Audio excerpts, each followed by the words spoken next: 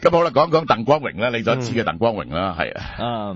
咁啊，鄧光榮就琴晚喺家中就病逝啦，64歲嚇，都好突然。但我覺得佢個女都好堅強，出嚟嘅時候可以即係仲好鎮定咁去交代佢爸爸嘅死訊。鄧光榮我中意佢㗎，細個靚仔啊嘛，學生王子啊。跟住我反而我對佢最深刻印象係佢投資咗呢個4000萬拍呢個《阿飛正傳》，2000幾萬嘅，當然好多錢。冇咁多，咁就收翻好似1000萬唔夠。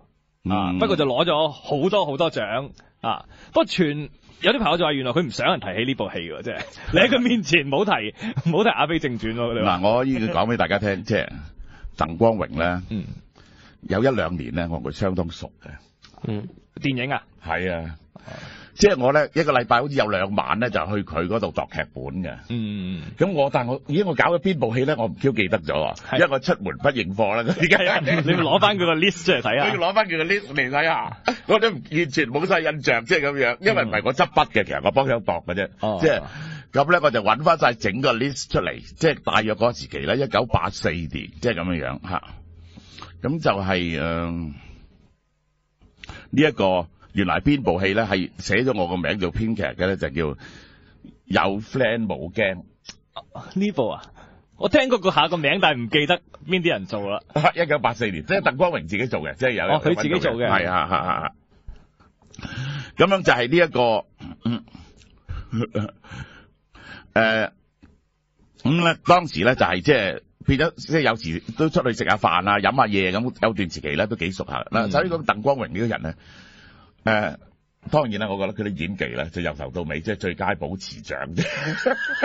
真係靚仔唔識做戲嘅，其實話，即係比較簡單啲講，即係比較做作啦啲戲。如果今時就話錯樣噶啦，即係覺得自己好靚仔咧。咁咪真係靚仔？你覺得邊個？佢後生嘅時真係好靚仔㗎，係啊。咁就係係啊，有 friend 冇驚嗰部，大家可以 search 下呢部戲嘅，即係咁樣係啊。咁就係佢咧就好中意做大佬。你講現實生活裏邊，喺呢個都睇得出嘅，呢個咧係啊，所以大家都叫佢大哥咯。係啊，佢最即係其實係好中意講社團嗰啲嘢嘅。呢啲即係其實坦白啲嚟講，一個咁17歲出嚟做明星嘅人係有幾黑社會啊？你知唔知啊？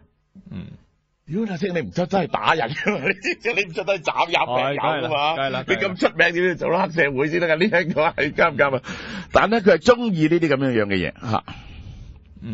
咁就係嗰啲人問我啦，我可以話俾你聽，佢係乜落嘅？你知唔知啊？佢係跟劉區嘅。劉區咧就係做一輪咧剝穿鐵頭河而俾警方盤問嗰個。係喺何鴻燊養起嘅呢個字頭係，佢曾經咧就做過揸數，咁出嚟咧就即係扮係大佬啦，即係咁樣係。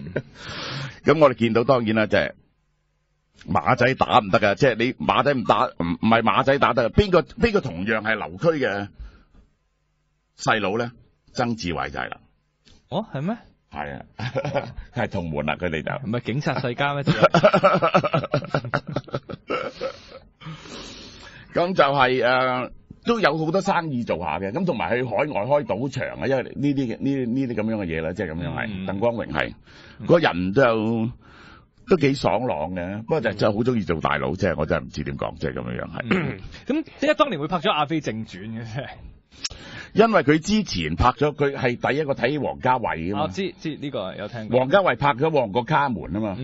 咁於是佢諗住拍第2部《旺角卡門》，用咁大卡士去拍添。咁點不知咧，就係咧，佢找到了自己王家衛。開始轉入王家衛風格入面。旺角卡門唔係咁王家衛。旺角卡門係王家衛最收得嗰部電影喎，直到而家都。係啊。咁就係呢一個嗰陣時我喺旭華度住，因為我日日翻工，嗰個電話亭喺度拍緊戲，就係拍緊《阿飛正傳》，你知唔知？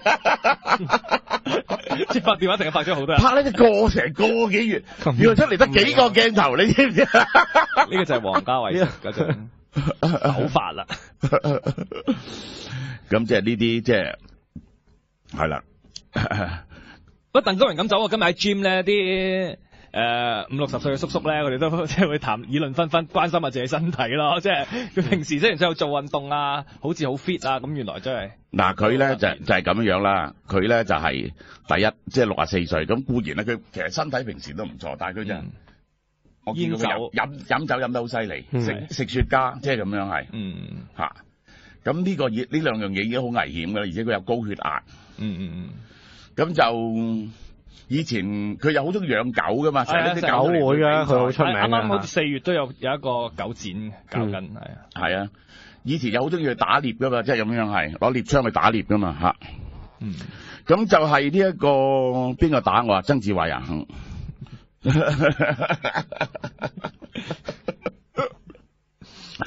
即係王家衛嘅戲咧，就係有佢嘅風格嘅。我都話啦，你呢啲人呢啲戲最緊要拍出呢種風格出嚟，即係咁樣。係啦，咁就係即係，但係去澳門發展咗好耐噶啦，即係劉區係即係咁樣。即係唔好講話鄧光榮啊，阿志講有咩事，即係話要去劈，有劉區第一個攞把刀，我去劈，啲細佬撳住佢，而家咁老㗎，你唔好去劈啦，等我你。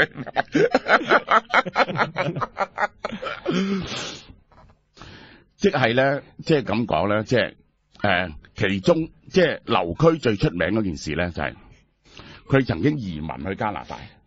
係搞到加拿大唐人街7成係即係公落係乜落，結果被驅逐出境翻香港，甩咗嘴，冇得嘟咯。